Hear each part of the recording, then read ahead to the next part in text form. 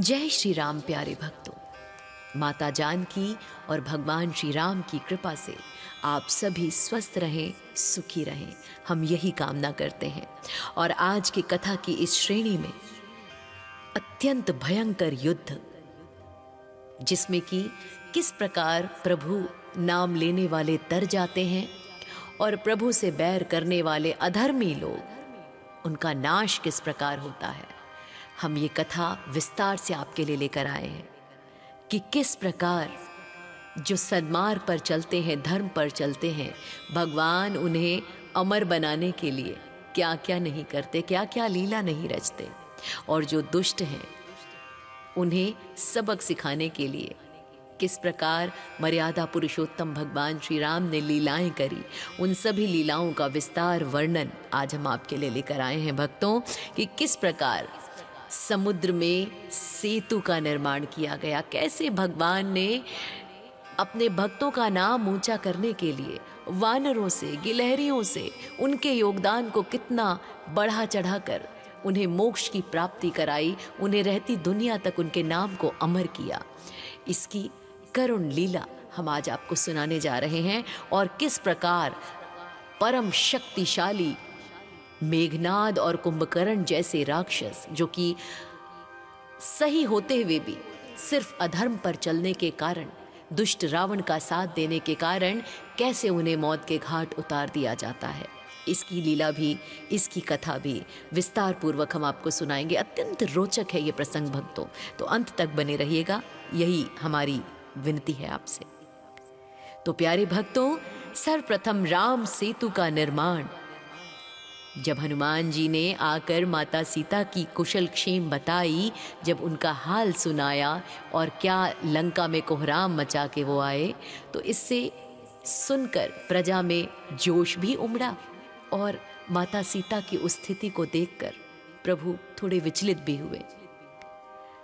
खैर, उन तक पहुंचने की योजना बनाई गई, राम सेतु का निर्माण किया गया।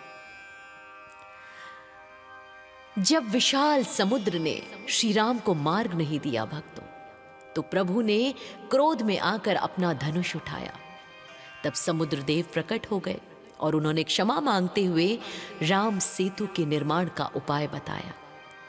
उन्होंने बताया कि वानर सेना में नल और नील नाम के दो भाई हैं जो शिल्प कला में निपुण हैं, यानी कि राम जी की सेना के इंजीनियर हैं।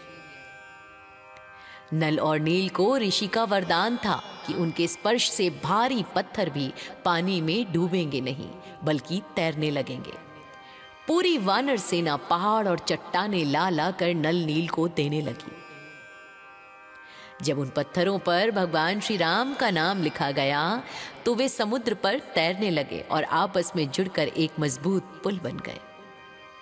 प्यारे भक्तों, ये सेतु 5 दिनों में बनकर तैयार हुआ, जो 100 योजन लंबा था।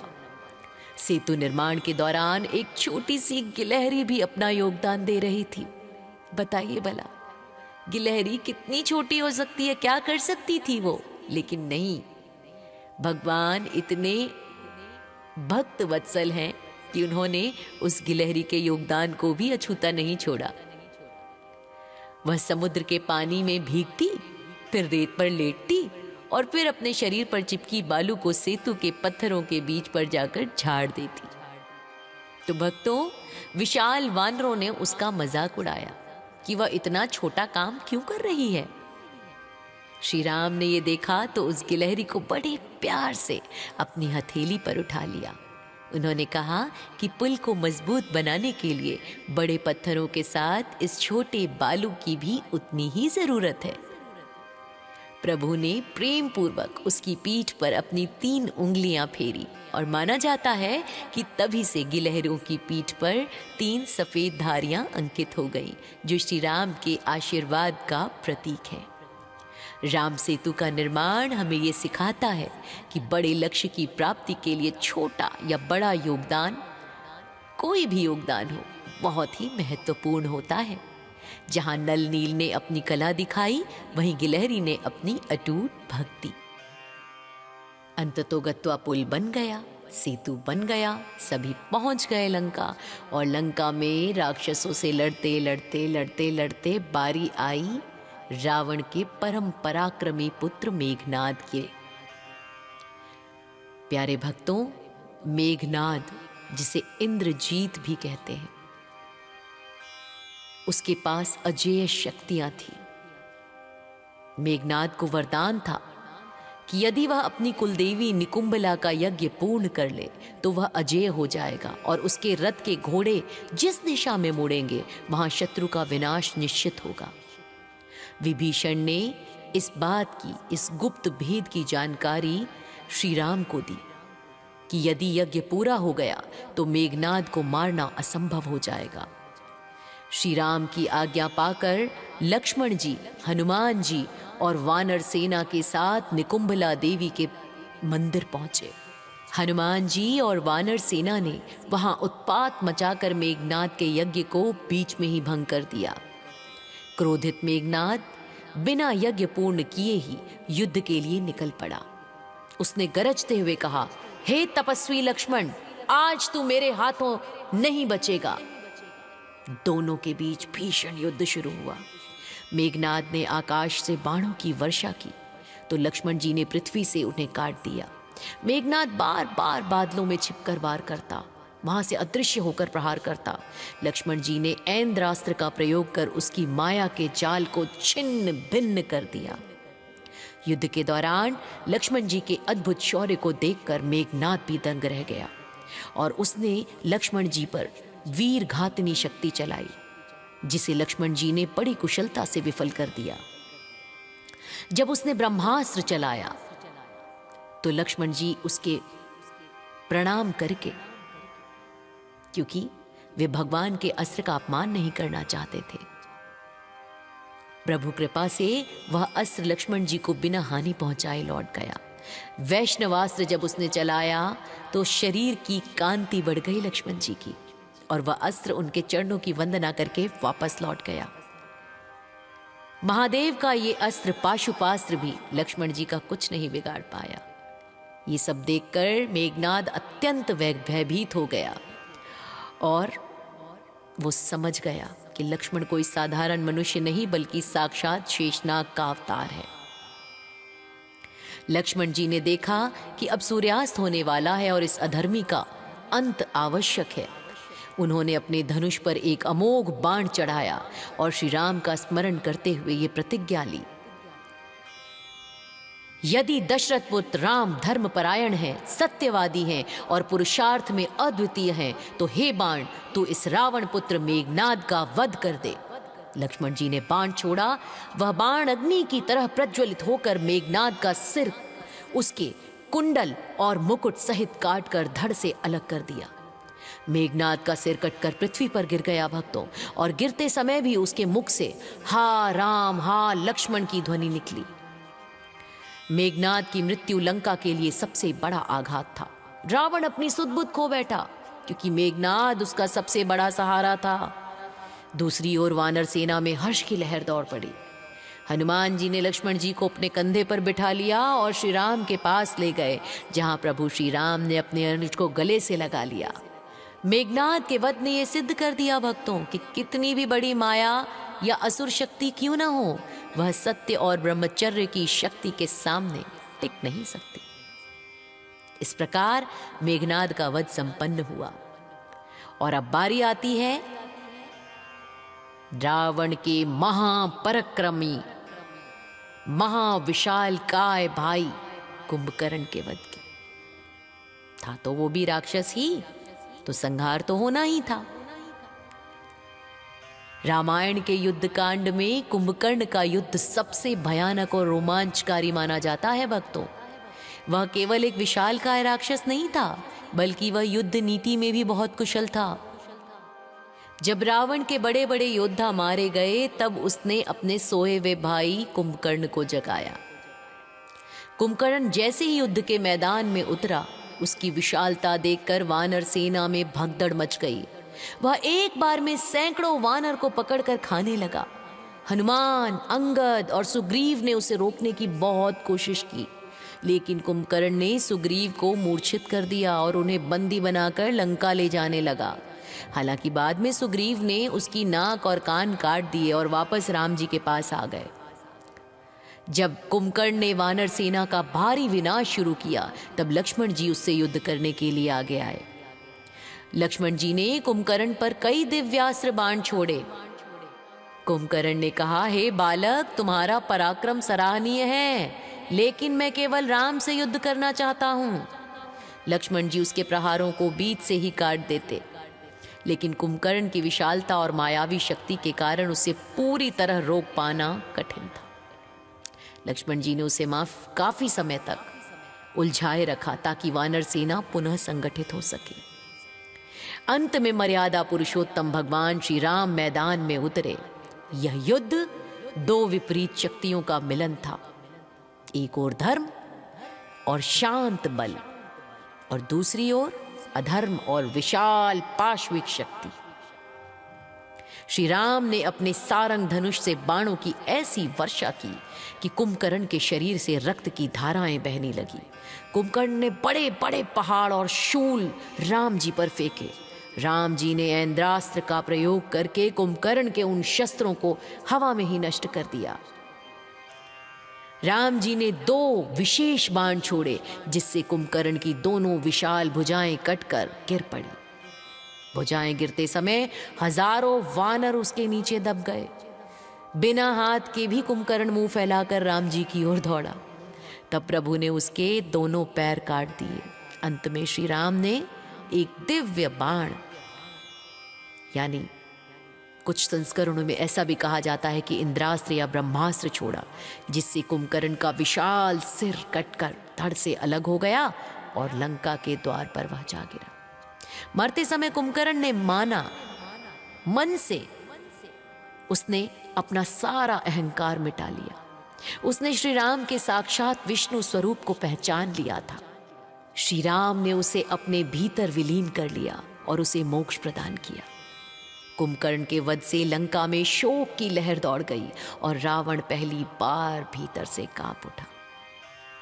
कुंभकर्ण जानता था भक्तों कि रावण गलत है, फिर भी उसने अपने भाई का साथ दिया, भातृ धर्म निभाया। वहीं श्री राम ने सिद्ध किया कि चाहे शत्रु कितना भी विशाल क्यों ना हो, सत्य और धर्म के बाण उसे काट ही देते हैं। आपको क्या शिक्षा मिली इससे? हमें कमेंट में बताइएगा, और चैनल सब्सक्राइब नहीं किया तो ऐसे रोचक प्रसंगों को आगे से मिस कर देंगे। चैनल सब्सक्राइब कीजिए और मेरे साथ कहिए, जय श्री राम।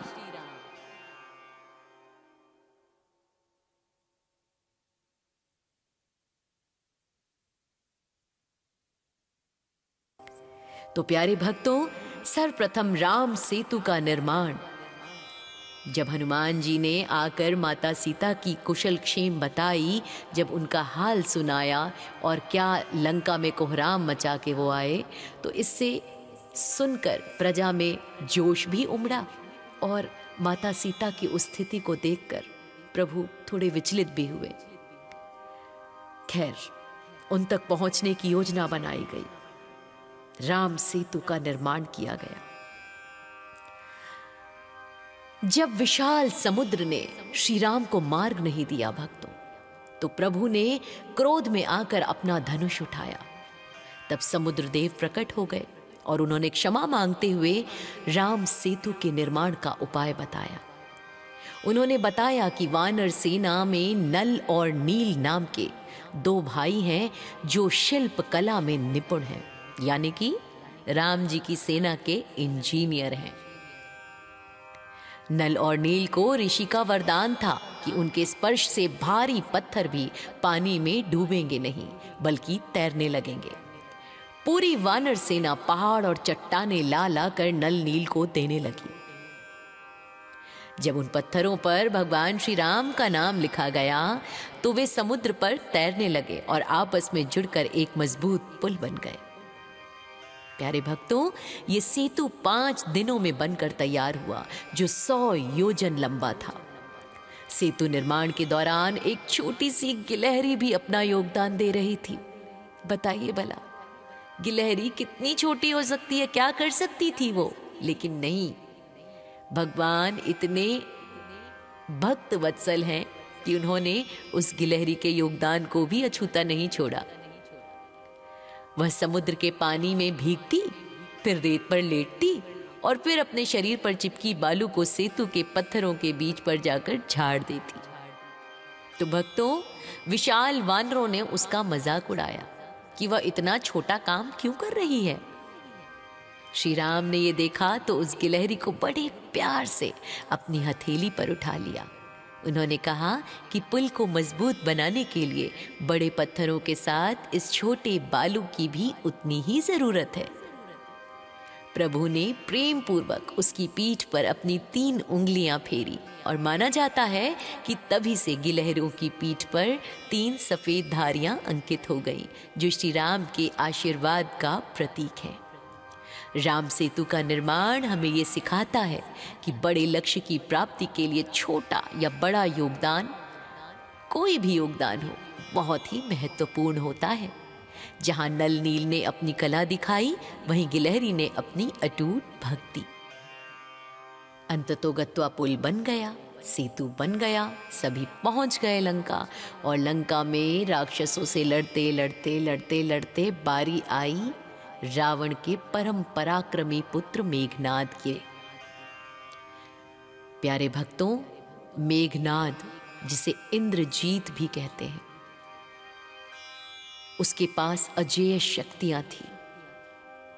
मेघनाद को वरदान था कि यदि वह अपनी कुलदेवी निकुंभला का यज्ञ पूर्ण कर ले तो वह अजेय हो जाएगा और उसके रथ के घोड़े जिस दिशा में मुड़ेंगे वहां शत्रु का विनाश निश्चित होगा।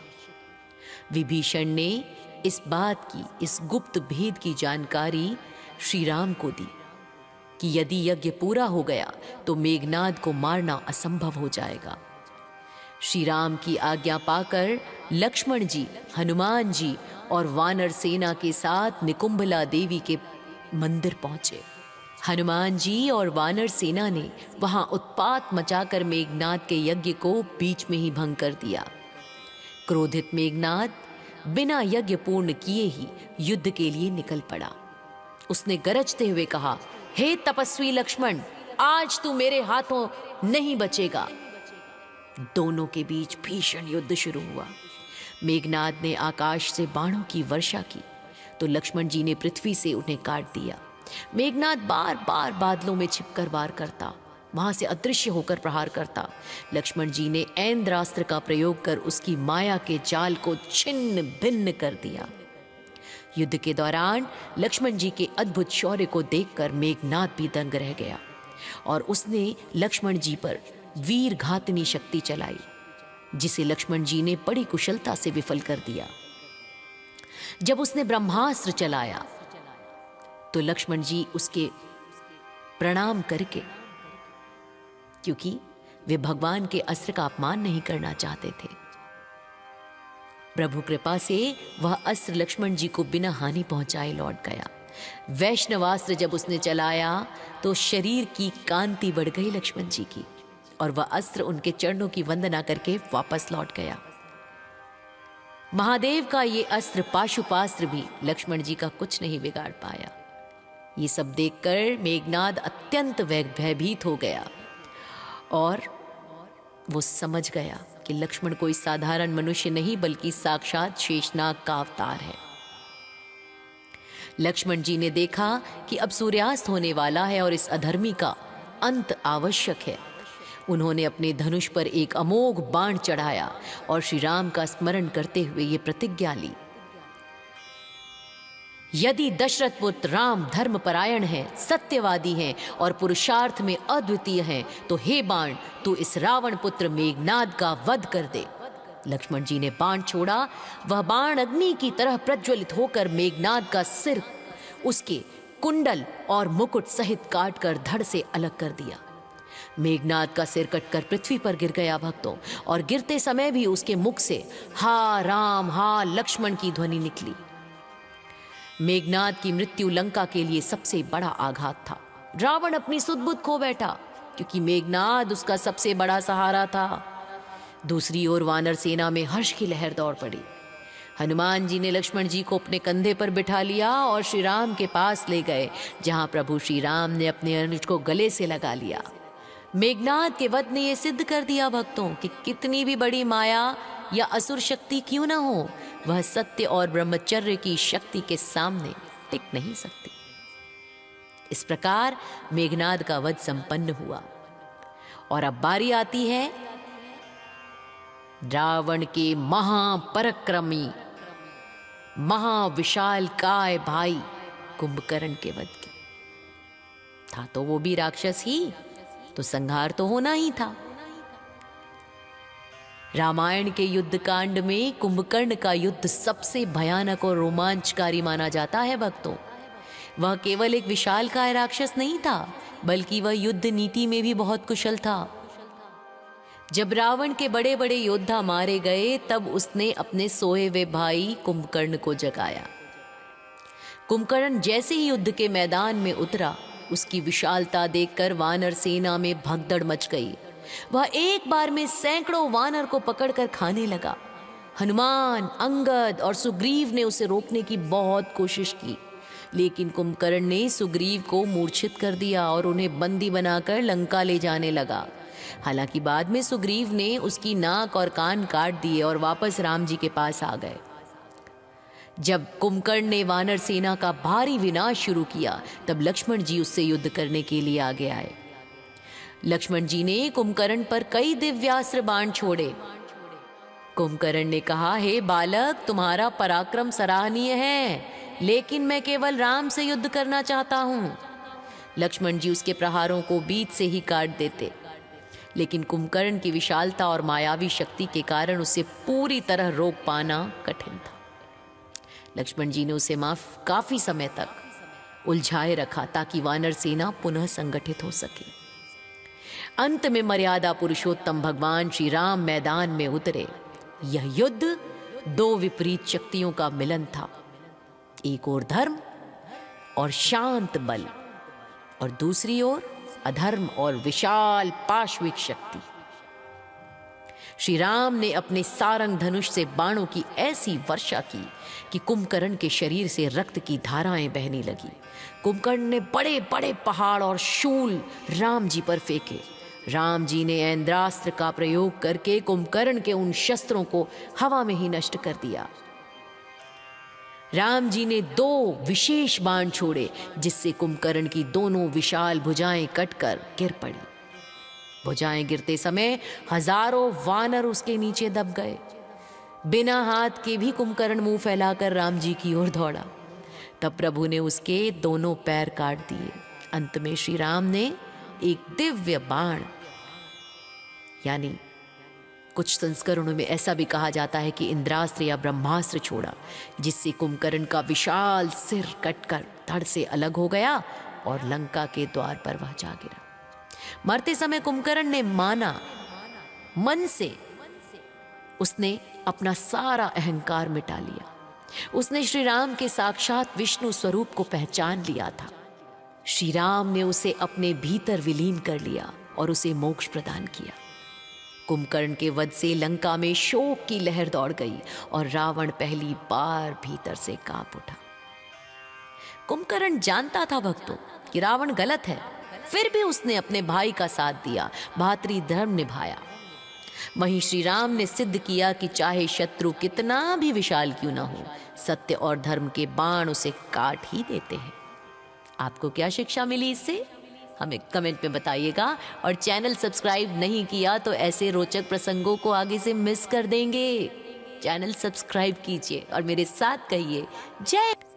तो प्यारे भक्तों, सर्वप्रथम राम सेतु का निर्माण जब हनुमान जी ने आकर माता सीता की कुशल क्षेम बताई, जब उनका हाल सुनाया और क्या लंका में कोहराम मचा के वो आए, तो इससे सुनकर प्रजा में जोश भी उमड़ा और माता सीता की उस स्थिति को देखकर प्रभु थोड़े विचलित भी हुए।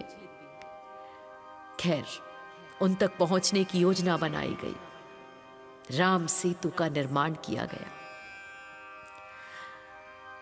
जब विशाल समुद्र ने श्री राम को मार्ग नहीं दिया भक्तों, तो प्रभु ने क्रोध में आकर अपना धनुष उठाया तब समुद्रदेव प्रकट हो गए और उन्होंने क्षमा मांगते हुए राम सेतु के निर्माण का उपाय बताया। उन्होंने बताया कि वानर सेना में नल और नील नाम के 2 भाई हैं जो शिल्प कला में निपुण हैं, यानी कि राम जी की सेना के इंजीनियर हैं। नल और नील को ऋषि का वरदान था कि उनके स्पर्श से भारी पत्थर भी पानी में डूबेंगे नहीं, बल्कि तैरने लगेंगे। पूरी वानर सेना पहाड़ और चट्टाने ला ला कर नल नील को देने लगी। जब उन पत्थरों पर भगवान श्री राम का नाम लिखा गया तो वे समुद्र पर तैरने लगे और आपस में जुड़कर एक मजबूत पुल बन गए। प्यारे भक्तों, ये सेतु 5 दिनों में बनकर तैयार हुआ, जो 100 योजन लंबा था। सेतु निर्माण के दौरान एक छोटी सी गिलहरी भी अपना योगदान दे रही थी। बताइए भला, गिलहरी कितनी छोटी हो सकती है, क्या कर सकती थी वो? लेकिन नहीं, भगवान इतने भक्त वत्सल हैं कि उन्होंने उस गिलहरी के योगदान को भी अछूता नहीं छोड़ा। वह समुद्र के पानी में भीगती, फिर रेत पर लेटती और फिर अपने शरीर पर चिपकी बालू को सेतु के पत्थरों के बीच पर जाकर झाड़ देती। तो भक्तों, विशाल वानरों ने उसका मजाक उड़ाया कि वह इतना छोटा काम क्यों कर रही है। श्री राम ने यह देखा तो उस गिलहरी को बड़े प्यार से अपनी हथेली पर उठा लिया। उन्होंने कहा कि पुल को मजबूत बनाने के लिए बड़े पत्थरों के साथ इस छोटे बालू की भी उतनी ही जरूरत है। प्रभु ने प्रेम पूर्वक उसकी पीठ पर अपनी 3 उंगलियां फेरी और माना जाता है कि तभी से गिलहरों की पीठ पर 3 सफेद धारियां अंकित हो गईं, जो श्री राम के आशीर्वाद का प्रतीक है। राम सेतु का निर्माण हमें ये सिखाता है कि बड़े लक्ष्य की प्राप्ति के लिए छोटा या बड़ा योगदान, कोई भी योगदान हो, बहुत ही महत्वपूर्ण होता है। जहां नल नील ने अपनी कला दिखाई, वहीं गिलहरी ने अपनी अटूट भक्ति। अंततोगत्वा पुल बन गया, सेतु बन गया, सभी पहुंच गए लंका। और लंका में राक्षसों से लड़ते लड़ते लड़ते लड़ते बारी आई रावण के परम पराक्रमी पुत्र मेघनाद के। प्यारे भक्तों, मेघनाद, जिसे इंद्रजीत भी कहते हैं, उसके पास अजेय शक्तियां थी। मेघनाद को वरदान था कि यदि वह अपनी कुलदेवी निकुंभला का यज्ञ पूर्ण कर ले तो वह अजेय हो जाएगा और उसके रथ के घोड़े जिस दिशा में मुड़ेंगे वहां शत्रु का विनाश निश्चित होगा।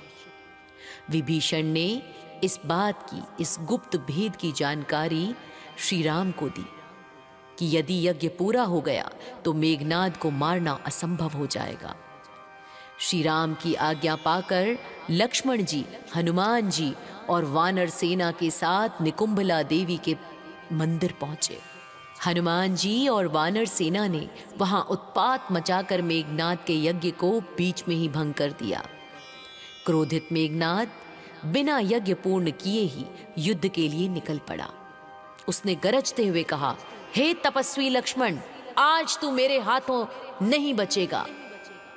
दोनों के बीच भीषण युद्ध शुरू हुआ।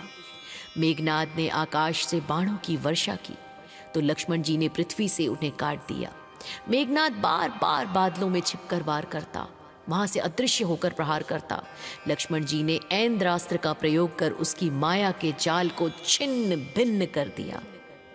युद्ध के दौरान लक्ष्मण जी के अद्भुत शौर्य को देखकर मेघनाद भी दंग रह गया और उसने लक्ष्मण जी पर वीर घातनी शक्ति चलाई, जिसे लक्ष्मण जी ने बड़ी कुशलता से विफल कर दिया। जब उसने ब्रह्मास्त्र चलाया तो लक्ष्मण जी उसके प्रणाम करके, क्योंकि वे भगवान के अस्त्र का अपमान नहीं करना चाहते थे, प्रभु कृपा से वह अस्त्र लक्ष्मण जी को बिना हानि पहुंचाए लौट गया। वैष्णवास्त्र जब उसने चलाया तो शरीर की कांति बढ़ गई लक्ष्मण जी की और वह अस्त्र उनके चरणों की वंदना करके वापस लौट गया। महादेव का ये अस्त्र पाशुपास्त्र भी लक्ष्मण जी का कुछ नहीं बिगाड़ पाया। ये सब देखकर मेघनाद अत्यंत भयभीत हो गया और वो समझ गया कि लक्ष्मण कोई साधारण मनुष्य नहीं बल्कि साक्षात शेषनाग का अवतार है। लक्ष्मण जी ने देखा कि अब सूर्यास्त होने वाला है और इस अधर्मी का अंत आवश्यक है। उन्होंने अपने धनुष पर एक अमोघ बाण चढ़ाया और श्री राम का स्मरण करते हुए ये प्रतिज्ञा ली, यदि दशरथ पुत्र राम धर्मपरायण है, सत्यवादी हैं और पुरुषार्थ में अद्वितीय हैं, तो हे बाण, तू इस रावण पुत्र मेघनाद का वध कर दे। लक्ष्मण जी ने बाण छोड़ा। वह बाण अग्नि की तरह प्रज्वलित होकर मेघनाद का सिर, उसके कुंडल और मुकुट सहित काटकर धड़ से अलग कर दिया। मेघनाद का सिर कटकर पृथ्वी पर गिर गया भक्तों, और गिरते समय भी उसके मुख से हा राम हा लक्ष्मण की ध्वनि निकली। मेघनाद की मृत्यु लंका के लिए सबसे बड़ा आघात था। रावण अपनी सुध-बुध खो बैठा, क्योंकि मेघनाद उसका सबसे बड़ा सहारा था। दूसरी ओर वानर सेना में हर्ष की लहर दौड़ पड़ी। हनुमान जी ने लक्ष्मण जी को अपने कंधे पर बिठा लिया और श्री राम के पास ले गए, जहां प्रभु श्री राम ने अपने अनुज को गले से लगा लिया। मेघनाद के वध ने यह सिद्ध कर दिया भक्तों कि कितनी भी बड़ी माया या असुर शक्ति क्यों ना हो, वह सत्य और ब्रह्मचर्य की शक्ति के सामने टिक नहीं सकती। इस प्रकार मेघनाद का वध संपन्न हुआ। और अब बारी आती है रावण के महापराक्रमी महाविशाल काय भाई कुंभकर्ण के वध की। था तो वो भी राक्षस ही, तो संहार तो होना ही था। रामायण के युद्ध कांड में कुंभकर्ण का युद्ध सबसे भयानक और रोमांचकारी माना जाता है भक्तों। वह केवल एक विशालकाय राक्षस नहीं था, बल्कि वह युद्ध नीति में भी बहुत कुशल था। जब रावण के बड़े बड़े योद्धा मारे गए, तब उसने अपने सोए हुए भाई कुंभकर्ण को जगाया। कुंभकर्ण जैसे ही युद्ध के मैदान में उतरा, उसकी विशालता देखकर वानर सेना में भगदड़ मच गई। वह एक बार में सैकड़ों वानर को पकड़कर खाने लगा। हनुमान, अंगद और सुग्रीव ने उसे रोकने की बहुत कोशिश की, लेकिन कुंभकर्ण ने सुग्रीव को मूर्छित कर दिया और उन्हें बंदी बनाकर लंका ले जाने लगा। हालांकि बाद में सुग्रीव ने उसकी नाक और कान काट दिए और वापस राम जी के पास आ गए। जब कुंभकर्ण ने वानर सेना का भारी विनाश शुरू किया, तब लक्ष्मण जी उससे युद्ध करने के लिए आगे आए। लक्ष्मण जी ने कुंभकर्ण पर कई दिव्यास्त्र बाण छोड़े। कुंभकर्ण ने कहा, हे बालक, तुम्हारा पराक्रम सराहनीय है, लेकिन मैं केवल राम से युद्ध करना चाहता हूं। लक्ष्मण जी उसके प्रहारों को बीच से ही काट देते, लेकिन कुंभकर्ण की विशालता और मायावी शक्ति के कारण उसे पूरी तरह रोक पाना कठिन था। लक्ष्मण जी ने उसे काफी समय तक उलझाए रखा, ताकि वानर सेना पुनः संगठित हो सके। अंत में मर्यादा पुरुषोत्तम भगवान श्री राम मैदान में उतरे। यह युद्ध दो विपरीत शक्तियों का मिलन था, एक ओर धर्म और शांत बल, और दूसरी ओर अधर्म और विशाल पाशविक शक्ति।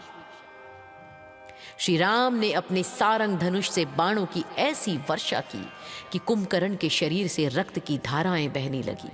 कुंभकर्ण ने बड़े बड़े पहाड़ और शूल राम जी पर फेंके। राम जी ने ऐन्द्रास्त्र का प्रयोग करके कुंभकर्ण के उन शस्त्रों को हवा में ही नष्ट कर दिया। राम जी ने दो विशेष बाण छोड़े, जिससे कुंभकर्ण की दोनों विशाल भुजाएं कटकर गिर पड़ी। भुजाएं गिरते समय हजारों वानर उसके नीचे दब गए। बिना हाथ के भी कुंभकर्ण मुंह फैलाकर राम जी की ओर दौड़ा। तब प्रभु ने उसके दोनों पैर काट दिए।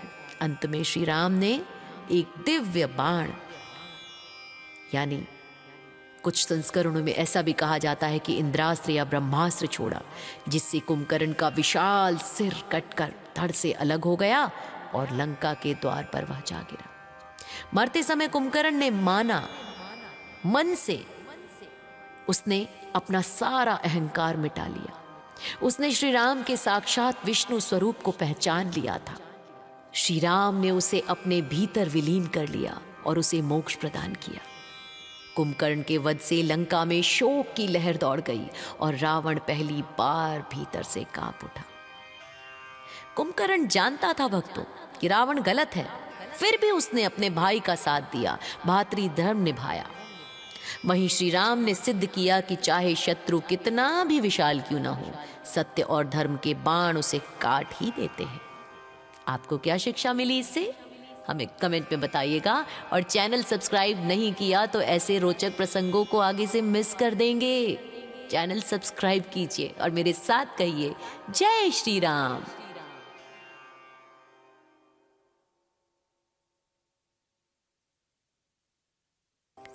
तो प्यारे भक्तों, सर्वप्रथम राम सेतु का निर्माण जब हनुमान जी ने आकर माता सीता की कुशल क्षेम बताई, जब उनका हाल सुनाया और क्या लंका में कोहराम मचा के वो आए, तो इससे सुनकर प्रजा में जोश भी उमड़ा और माता सीता की उस स्थिति को देखकर प्रभु थोड़े विचलित भी हुए। खैर, उन तक पहुंचने की योजना बनाई गई, राम सेतु का निर्माण किया गया। जब विशाल समुद्र ने श्री राम को मार्ग नहीं दिया भक्तों, तो प्रभु ने क्रोध में आकर अपना धनुष उठाया। तब समुद्र देव प्रकट हो गए और उन्होंने क्षमा मांगते हुए राम सेतु के निर्माण का उपाय बताया। उन्होंने बताया कि वानर सेना में नल और नील नाम के 2 भाई हैं जो शिल्प कला में निपुण हैं, यानी कि राम जी की सेना के इंजीनियर हैं। नल और नील को ऋषि का वरदान था कि उनके स्पर्श से भारी पत्थर भी पानी में डूबेंगे नहीं, बल्कि तैरने लगेंगे। पूरी वानर सेना पहाड़ और चट्टानें ला ला कर नल नील को देने लगी। जब उन पत्थरों पर भगवान श्री राम का नाम लिखा गया, तो वे समुद्र पर तैरने लगे और आपस में जुड़कर एक मजबूत पुल बन गए। प्यारे भक्तों, ये सेतु 5 दिनों में बनकर तैयार हुआ, जो 100 योजन लंबा था। सेतु निर्माण के दौरान एक छोटी सी गिलहरी भी अपना योगदान दे रही थी। बताइए भला, गिलहरी कितनी छोटी हो सकती है, क्या कर सकती थी वो? लेकिन नहीं, भगवान इतने भक्त वत्सल हैं कि उन्होंने उस गिलहरी के योगदान को भी अछूता नहीं छोड़ा। वह समुद्र के पानी में भीगती, फिर रेत पर लेटती और फिर अपने शरीर पर चिपकी बालू को सेतु के पत्थरों के बीच पर जाकर झाड़ देती। तो भक्तों, विशाल वानरों ने उसका मजाक उड़ाया कि वह इतना छोटा काम क्यों कर रही है। श्री राम ने यह देखा तो उस गिलहरी को बड़े प्यार से अपनी हथेली पर उठा लिया। उन्होंने कहा कि पुल को मजबूत बनाने के लिए बड़े पत्थरों के साथ इस छोटे बालू की भी उतनी ही जरूरत है। प्रभु ने प्रेम पूर्वक उसकी पीठ पर अपनी 3 उंगलियां फेरी और माना जाता है कि तभी से गिलहरियों की पीठ पर 3 सफेद धारियां अंकित हो गई, जो श्री राम के आशीर्वाद का प्रतीक है। राम सेतु का निर्माण हमें ये सिखाता है कि बड़े लक्ष्य की प्राप्ति के लिए छोटा या बड़ा योगदान, कोई भी योगदान हो, बहुत ही महत्वपूर्ण होता है। जहां नल नील ने अपनी कला दिखाई, वहीं गिलहरी ने अपनी अटूट भक्ति। अंततो गत्वा पुल बन गया, सेतु बन गया, सभी पहुंच गए लंका।